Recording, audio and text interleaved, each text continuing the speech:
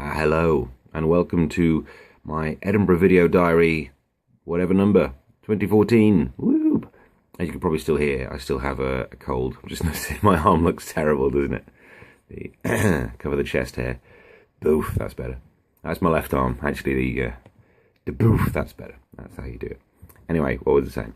Edinburgh video diary, and I've been here a week. So far, no video diaries because of the cold. You might still be able to hear it. And this isn't, it's almost a stereotype for there to be like a comedian comes to Edinburgh, gets a cold. I will have you know, I got this cold the day before I arrived, which means, it's actually quite good, that no one in Edinburgh has the antibodies for this cold. So if an audience isn't nice, they just threaten to lick them. And mostly, in general, people don't want it. You get the odd weirdo, so it's been strange.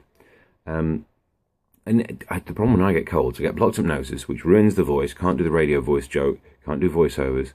But then I also get one eye that just cries all the time. It's stopped now, but I was walking around Edinburgh for 2 days. This eye streaming, crying down one side of the face. Which I can't pull that off as a look. I'm not emotionally available like that. I'm a closed book. And I don't just mean on stage I'm a closed book. In everyday life I'm a closed book. What's wrong with being a closed book? They look neater, they don't get damaged on the inside. If you want to find out more about me as a person, you put the effort in and check out my ISBN number. I think I've taken this metaphor too far. Anyway, so, cold. So I've not been recording these things. But the gigs have been alright. They've been quiet because the place, you can find on my website a video of how to actually find the venue. It is the hardest place to find in the world. Deliberately so. Apparently it's next to a brothel. So, I mean, if her numbers are down like mine, we're both having a tricky time. So, yeah, people have been coming along. The gigs have been lovely. Apart from yesterday, I had my first walkout, which was weird. It wasn't even my normal gigs, right? I was doing this extra one-off gig. There was a room with no one in it. I decided I'd fill it, and I did this hour of old stand-up that I used to do when I started on the circuit, mixed in with kind of like chat and banter with the audience. And it was a lovely gig. We got to a point where the audience were kind of like heckling each other with compliments. There was some woman who said she was 46, and some other woman joins in with like, oh, you don't look anywhere near 46. Some other woman goes like, oh, I've pegged you in your early 30s or something like that. And I point out, what a nice gig in Edinburgh when people are heckling compliments. So I said, go on, do me, to the woman who'd just been really, really nice. And she said, oh, no, I don't want to get it wrong. I said, no, go on, it'll be fine, go on. And I assumed she was going to guess, slightly older than I am, for comic effect. The woman behind her chips in with 52. They're like, fair enough, you know, you've done your joke. So I come back with, oh, what I think is a harmless, that's okay. It's understandable you think I look 52, because your eyesight starts to go when you hit your late 70s. So it's just like a retort as a put down. Everyone laughs, everyone's having a good time.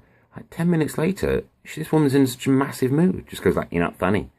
Well, hang on, like half an hour of people laughing would prove you wrong, statistically.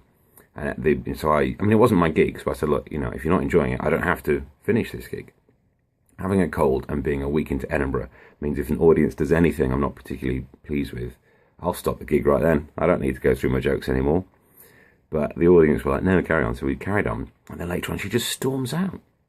Just, if you can't dish it out, if you can't take it, don't dish it out. That's why I didn't understand at all. Why would you come to the biggest comedy festival with no sense of humour? Why, it's exactly the worst place for you to be. That's like turning up to a real ale festival with a wheat intolerance. What are you playing at, you idiot? So, other than that, it's been an alright. I think you're up to date. I can't really remember. I've had more Lemsip than I've had coffee. Here's the Lemsip.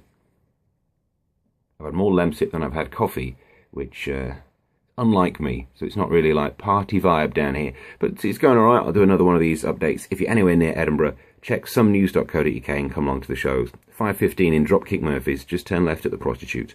And you can see that show, which is all about and the news thinks we Brits are idiots. Then there's the improv show at 9 o'clock in the Lizard Lounge, Espionage. I'll see you at one of those. Till the next update. Goodbye.